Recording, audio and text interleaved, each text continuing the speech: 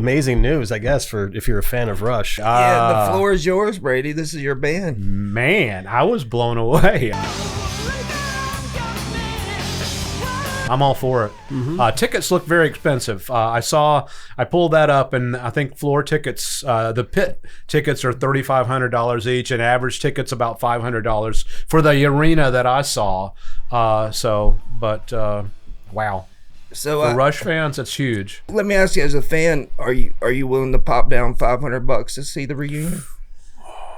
500 I could do. I mean, I've done as much as 800 for Kings of Leon, but I couldn't do 3,500. There's no way. Just because it's a fleeting moment. It's 2.5 hours of fleeting $20 beers and bad parking and people stepping all over The you and regret shit. you're going to feel after the show financially. Oh yeah, I would be like, I mean, I'm sure I would feel a euphoric.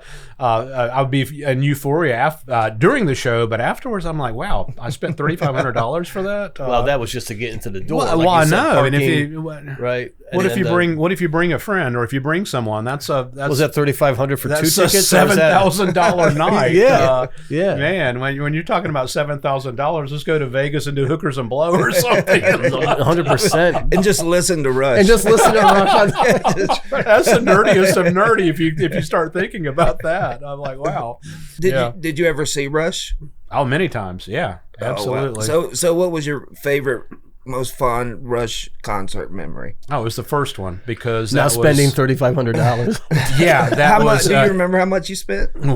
probably $12. I don't know. Let me ask you, why have you not been a Rush fan? You're not a Tool fan either. I am not a hater on Rush.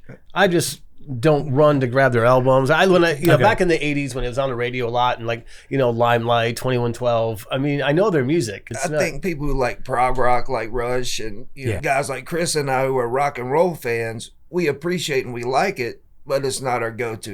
We're not going to put on Rush to go party. If there was a house full of hot girls ready to party, we're not going to put on Tom Sawyer. Yeah. All of a sudden, All right, ladies. Yeah, well, here we go. you're sitting in a room with a bunch of nerds at that point. Yeah. Man, put some music on. Put the panty dropper on.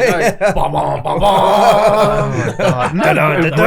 I've always thought, and this is in a good way, I've always thought Rush was it was really well thought out, their albums. Yeah. Whereas, you look at Hysteria, it's just a bunch of 4-minute bangers. You know what I mean? It's like, okay, this one's about this. Here's a rocker. Rush always seemed to be very, very purposeful in their songwriting. Yeah, and they're long jams. Like, again, moving pictures, camera eye on side 2.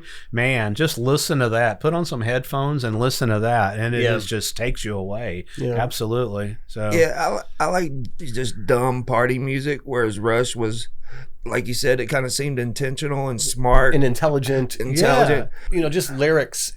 Back then, writing lyrics, we were so used to the most contrived lyrics. Hot for teacher. You say a line, the next line rhymes, the next, and then Rush comes out with Limelight, and you're like, on the gilded stage approaches, and you're like, wait, I'm used to hearing we're halfway there, living on a prayer. You're not getting that out of Rush. You're getting better things out of Rush, but for whatever reason, I missed the Rush boat. But I do appreciate them. Is there a band that you guys liked or thought you liked when you were kids, and now that you're adults, you go, why the fuck did I would say I never even liked them. I knew right away they were posers. Was Poison. Poison is just man, we're gonna fight over that. horrendously I love terrible Poison. band.